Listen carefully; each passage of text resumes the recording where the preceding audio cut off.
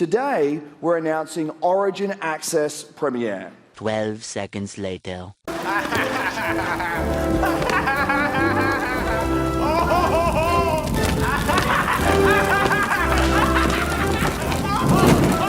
EA Games, that's a freaking demon! Everybody is like going crazy about this. Loving. Like, has everyone forgotten already? It's EA bad, everybody. Imagine if like Bethesda announces all our games are coming to Steam. Do you Everyone's really like, think you know what? Fallout 76 is not that bad. You will emerge. Raiden, turn the game console off right now. What did you say? The game is a failure. Cut the power right now. So this news obviously, it has been teased the last few days. There has been rumors, there has been little snippets from EA with a coffee cup on the desk with steam rising from it, indicating that, hey, Steam might I did be... not see that, actually. Yeah, it's a thing. Oh. We got confirmation today from EA themselves that their library is making its way to Steam, or at least part of it.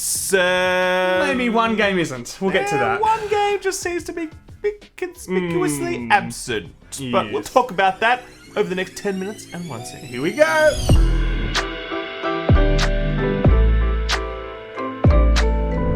Just to be clear, let's just cover the very basics, very important basics. EA bad. EA Bad. EA. Ad days. Is Pig Latin a thing now? I think that's a bit boomer, Sam.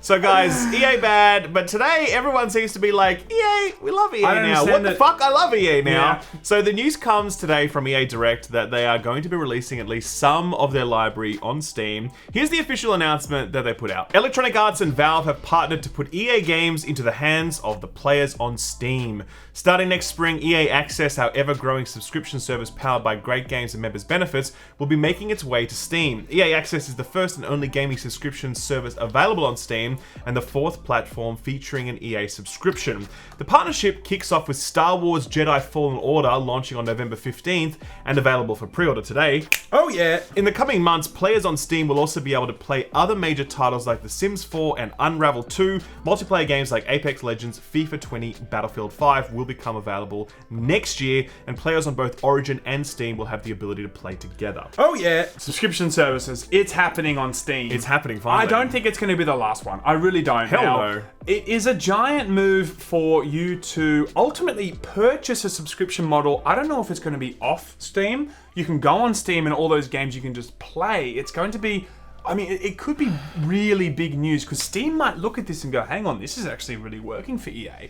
And then maybe they look to do something similar. I wonder if Valve would have some kind of their own subscription service Interesting. one day. I mean, think they've that got a would hell of a be- catalog and they can just bring together a whole bunch of indie stuff. I don't know, whatever. And then it becomes like Netflix or Spotify. They barely make any, the actual movies and music don't make a lot of money off it. Yeah, It's just yeah. such a great way to go. So, obviously, this is...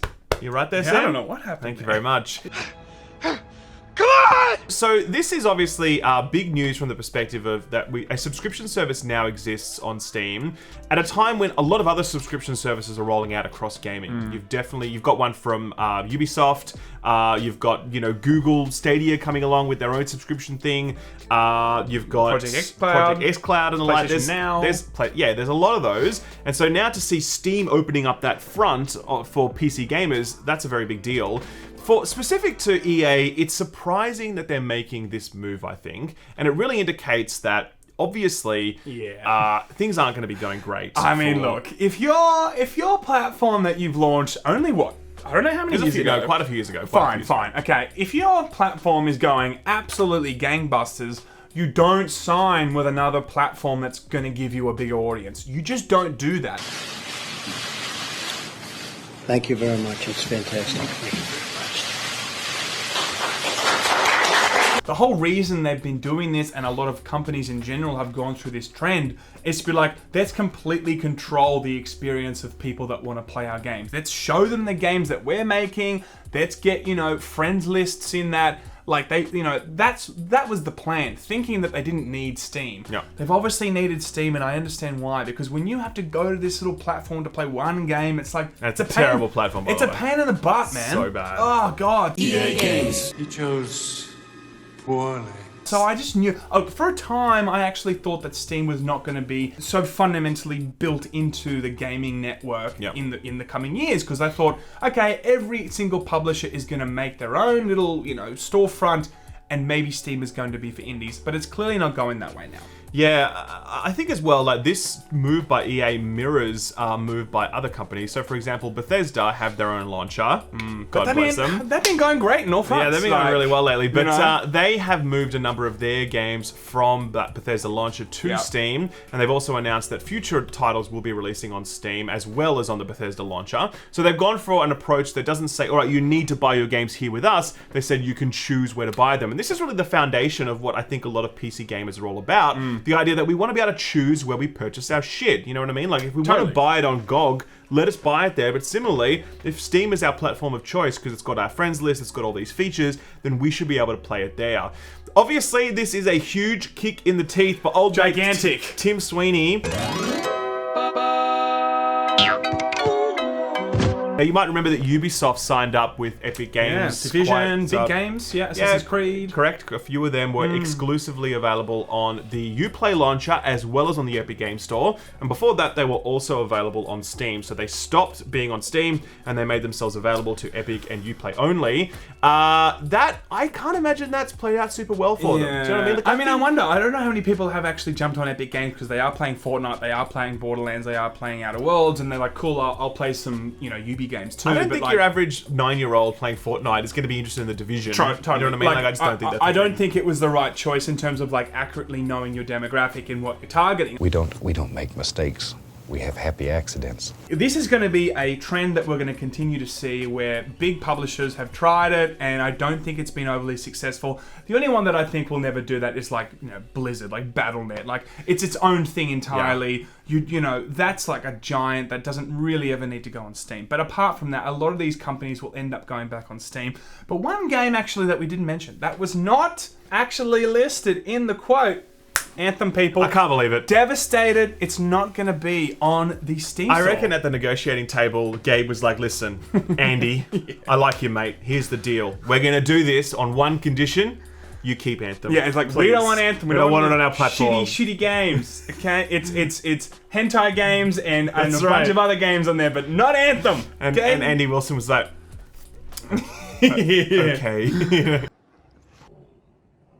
I think that Jedi Fallen Order will be the big thing for them. I mean, if it's a really successful launch, it'll set up a really strong precedent, I think, for EA to be like, okay, we've made the right choice, let's continue to do this. If they actually end up maybe not selling too well on the Steam store, maybe they'll be like, yeah, it will, right? Like, it's Steam. Yeah, exactly. So I think when that comes out November 15th, I think they'll probably see that they've made the right choice. I think that they are going to see a lot more sales of this game now that it's on Steam. No question about that. Because a lot of people just swear, the same way they hate the Epic Games Store, they hate the Origin launcher and they will refuse to buy it. So the fact that PC gamers now have a choice about where to play it is good. The other thing I'll mention as well is that some of these titles will require you to boot through Origin regardless. So you have it on Steam, but then when you click the button, it boots to Origin and it plays from there. Like you play with Ubisoft. Exactly. Some of them, however, will not, and Respawn confirmed today that Apex Legends will boot directly through Steam, so it won't go through the Origin launcher. So it's going to be a mix of both, and we'll see how that plays out. I wonder why they would do that for some games and some others. Like, what benefits is, what benefits is EA getting from making you still go through the Origin? Who knows? But look, it'd be interesting to see. I think it's very strategically put, 2 weeks away now, 2.5 weeks away from Jedi Fallen Order. Yep. The hype is now going to get a bit more real. I'm actually pretty excited for it. Like, I actually want to play it and see if it is going to live up to what they've said. No shitty monetized, product. It's just going to be an actual standalone game. Yep. You play it. And whatever. I hope it goes well because I would love for EA to have a good example of a single player, no microtransaction game on their books that sells really well and everyone's like, good guy EA. And then EA's like, what do you mean? Wait, people like this? Yeah. I'm so confused. Yeah. And then their board's like, what do we do, guys? They have an existential crisis. They all resign and then EA is good. EA is good. I'm sure that's realistic. I mean, that's going to happen. That's going to happen. But I think, the last thing that happened with this that was a good story for EA was A Way Out. And that sold relatively well. And very well. It sold very well, fine. So hopefully this happens again. Because there was a previous kind of, idea of what Star Wars was going to be, and then they had to cancel that with another studio. Project Ragtag. That didn't work out, so hopefully this works out for them. I am hopeful. hopeful. Go, Respawn, go. We believe in you. We can do it. Please don't do the whole loot box thing, though, like That you did would with suck. Apex Legends, $180 loot box thing. I Let's love just- loot. Let's steer clear of that. I don't really want that, but over the 10:01. How good is that, everybody? Thank you so much. Love you so much. Yong out.